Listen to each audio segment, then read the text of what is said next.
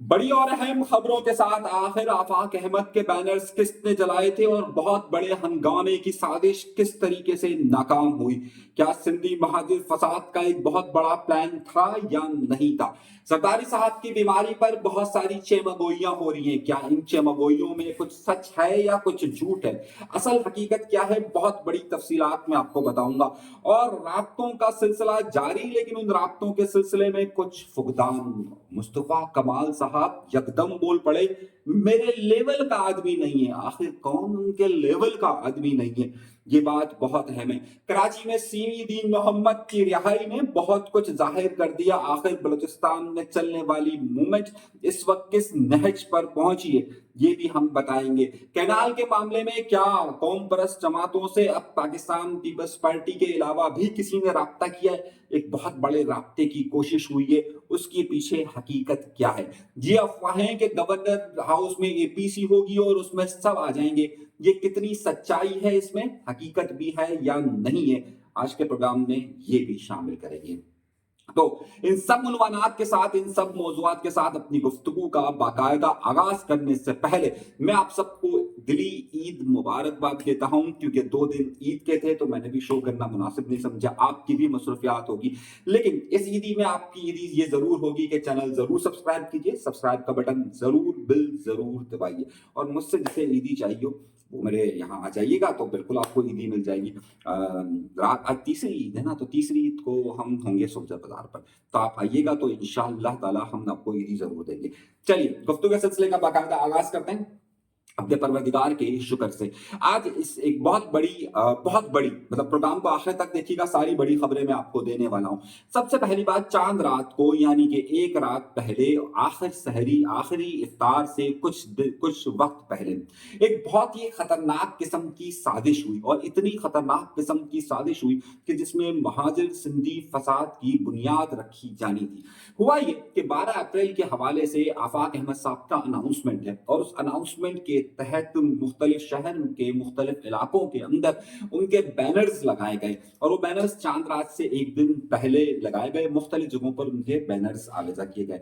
अब हुआ ये कि बाकायदा तौर पर कुछ प्री प्लान लोग आए और उनके बैनर्स को बिल्कुल इफ्तार से कुछ लम्हा पहले, चांद रात को इफ्तार से कुछ वक्त पहले बैनर्स को आग लगाना शुरू कर दी। अच्छा, वाज़े तौर पर जो वीडियो सामने आई है उसमें ये बात सामने आई कि उन्होंने शायद हुलिया और जो लिबास और जो झंडे वगैरह जो कुछ भी था उससे बात वाजे हो रही थी, उनकी पहचान वाजे थी कि वो पाकिस्तान पीपल्स पार्टी के कारकुनान हो सकते हैं।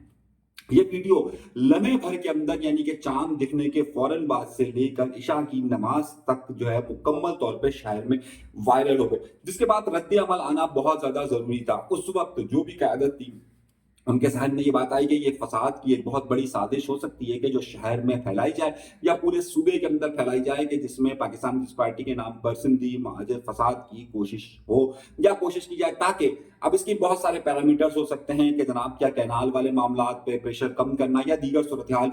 मगर उस वक्त बहुत सारे लोगों ने ये बात का फैसला किया, और खासतौर पर आफाक अहमद साहब की तरफ से और दीगर सियासी ग्रुप्स की तरफ से ये बात खसूसी तौर पर आफाक अहमद साहब की तरफ से ये फैसला किया गया कि जनाब इसे किसी भी तौर पर फैलने ना दिया जाए, और इन तमाम वीडियोस को या जो भी मवाद आ रहा है उस पर कोई भी रद्द अमल ना दिया जाए। उसकी वजह यह कि ये एक साजिश हो सकती है जिसकी वजह मेन मौजूद जो डंपर है या फिर जो कैनाल का इशू है उससे नजर हटाने के लिए ये सारे मामला हो सकते हैं, और कराची शहर को ईद के रोज आग में झोंकने की कोशिश हो सकती है। कराची, हैदराबाद, नीबू खास सब जगह पर ये मामला शुरू करने की कोशिश हो सकती है। तो उस वजह से उसके रद्द अमल को सख्ती से रात गए रोका गया, और रोकने का मकसद सिर्फ ये था कि किसी तरीके का भी कोई रद्द अमल ना पाए जिसकी वजह से ये हो कि फसाद बरपा हो। तो ये बहुत बड़ी गहरी साजिश हो रही थी कि जानबूझ के चांद रात के दिन इस तरह के बैनर्स को आग लगाना, और फिर उन आग लगाकर बड़ी बड़ी जगहों पर आग लगाना ताकि किसी तरीके से फसाद फैले। लेकिन बहरहाल उस वक्त ये मुख्तलिफ लोगों की तरफ से फैसला किया गया कि इसे हर सूरत में रोका जाए, वरना एक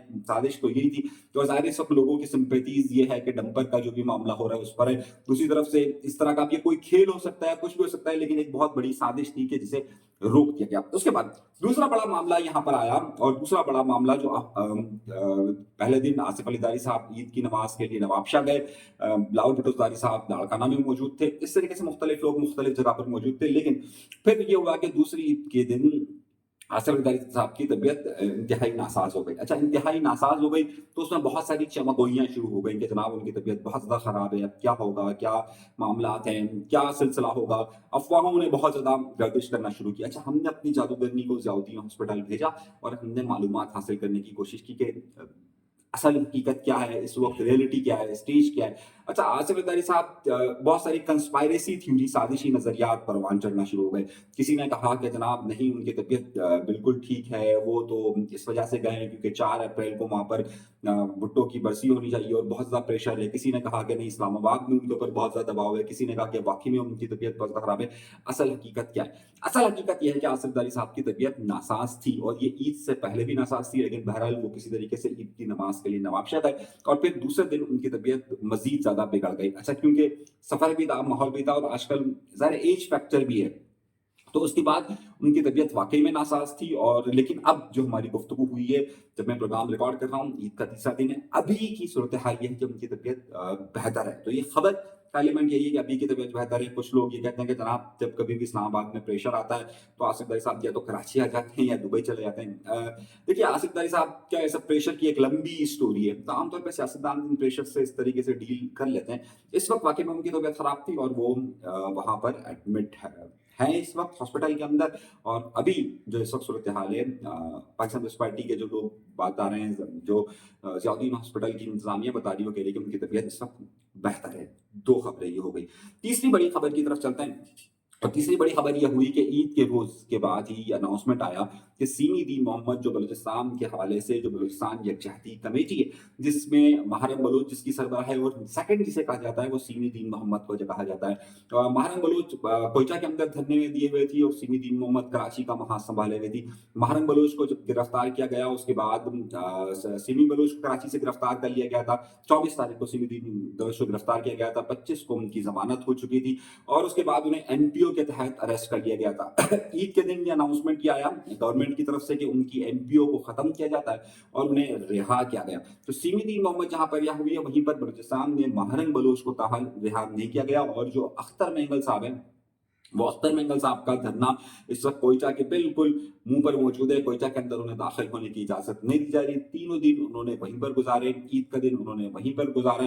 तो अब जो सूरत हाल है, अब इस बात को देखा जा रहा है कि क्या ये सिमीदीन बलोच की रिहाई क्या गवर्नमेंट या फिर स्टेज का एक जेस्चर है और उसके बाद अख्तर बलोच साहब के साथ गुफ्तगू को मजीद आगे बढ़ाया जा सकता है कि जिसकी बुनियाद पर महरम बलोच की रिहाई भी यकीनी बनाई जा सके या हो सकती है। तो ये एक सूरत है, लेकिन इस बलूचिस्तान का माहौल जो है वो इंटेंस है, खासतौर पर कोयटा शहर में इस हवाले से काफ़ी शिद्दत पाई जाती है कि कोयटा के जो दाखिली रास्ते हैं उसे बंद किया गया और अभी तक अख्तर मेंगल साहब जो हैं, यानी कि जो बीएनपी के रहनुमा हैं, उनको आगे की तरफ मूव करने नहीं दिया जा रहा है। लेकिन इस सारी सूरत हाल में जो 3 दिन है, 3 दिन सिंध के मुख्तलिफ अजला के अंदर मुख्तलिफ कौम परस्त जमातों की तरफ से मुजाहिरों का सिलसिला बदस्तूर जारी है।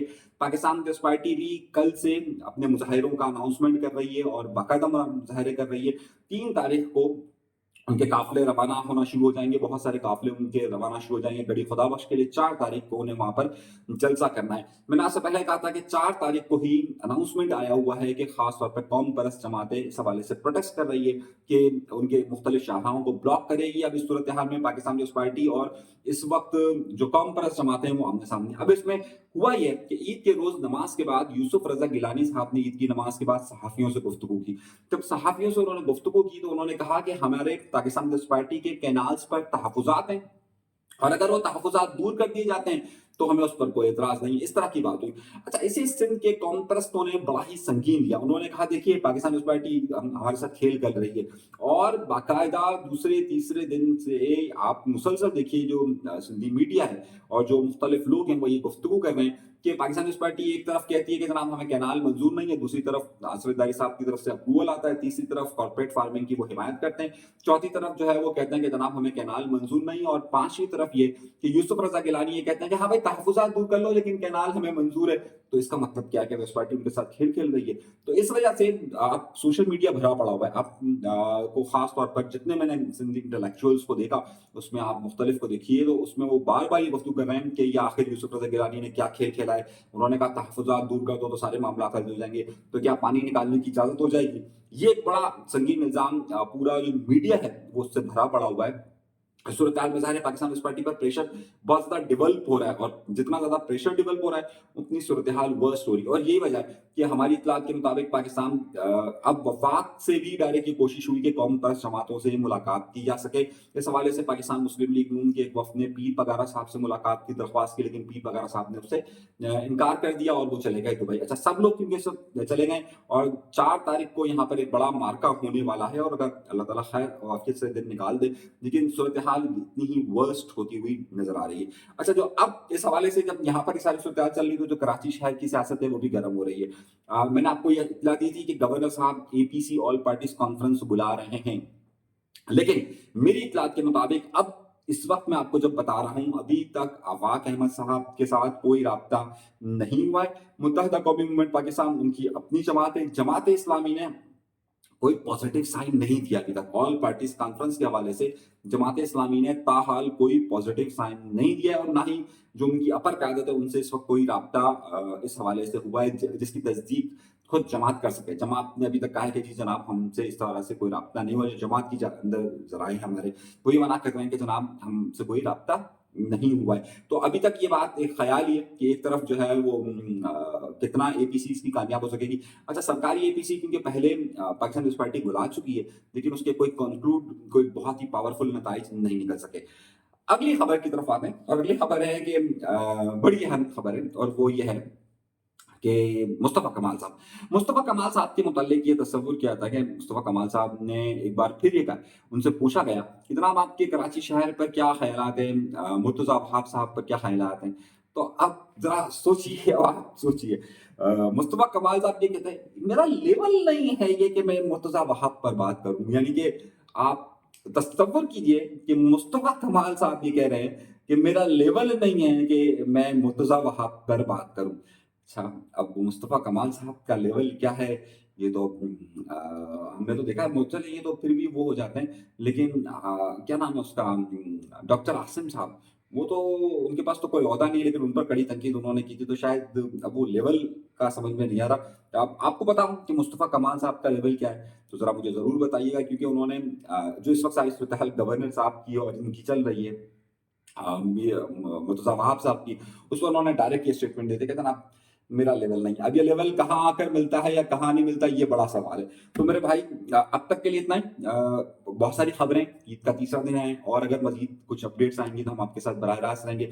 अभी तक के लिए अनीस मंसूरी को दीजिएगा इजाजत। अल्लाह तबारक व तआला आप सबको खुश खरम रखे, आबाद रखे, सलामत रखे, कायम रखे। चैनल जरूर सब्सक्राइब कीजिएगा। इजाजत दीजिएगा, अल्लाह के बाद।